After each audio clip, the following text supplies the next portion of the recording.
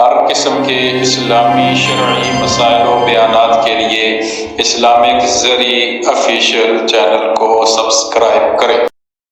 یزید کے اعمال بد اور سیاکاریوں میں سے ایک یہ بھی ہے کہ اس نے مکہ مکرمہ پر چڑھائی کی اور حملہ کیا۔ اس سے پہلے ویڈیوز میں ہم یزید کا پہلا سیاہ کارنامہ واقعہ کربلا اور اس کے بعد دوسرا سیاہ کارنامہ واقعہ حرہ یہ بیان کر چکے ہیں۔ آپ نے اگر وہ نہیں سنا تو ہمارے چینل کا وزٹ کریں تاکہ یہ ساری معلومات آپ کے سامنے ہوں۔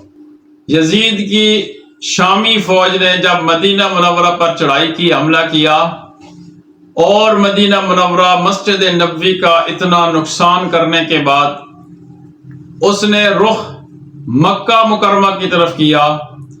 چونکہ مکہ مکرمہ میں حضرت عبداللہ ابن زبیر رضی اللہ عنہ موجود تھے جنہوں نے شروع سے ہی یزید کی بیعت نہیں کی تھی، تو اس نے مکہ مکرمہ پر اسی لیے حملہ کرنا چاہا کہ عبداللہ ابن زبیر رضی اللہ عنہ کو گرفتار کروائے گا اور ان پر ظلم و ستم ایسے ہی ڈھائے گا جیسا حضرت امام حسین رضی اللہ عنہ پر اس نے کیے تھے۔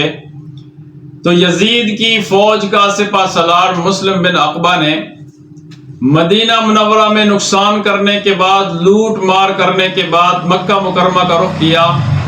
ابھی مکہ نہیں پہنچا تھا کہ اس پر موت واقع ہو گئی۔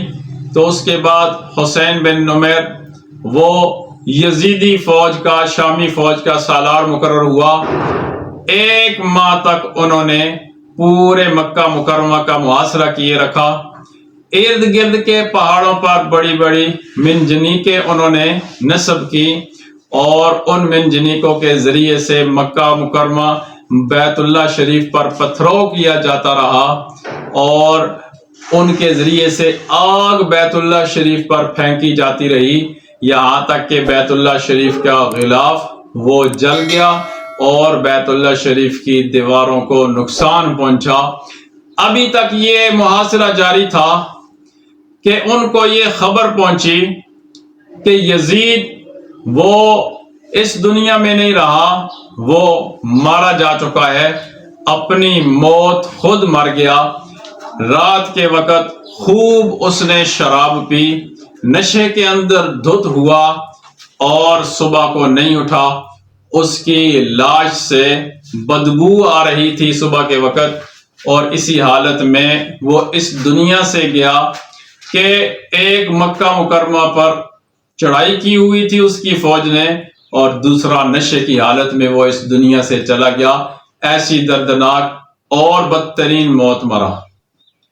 تو یہ یزید کا آخری اس کی دور حکومت کا کارنامہ تھا، سیاہ کارنامہ تھا، بد کارنامہ تھا۔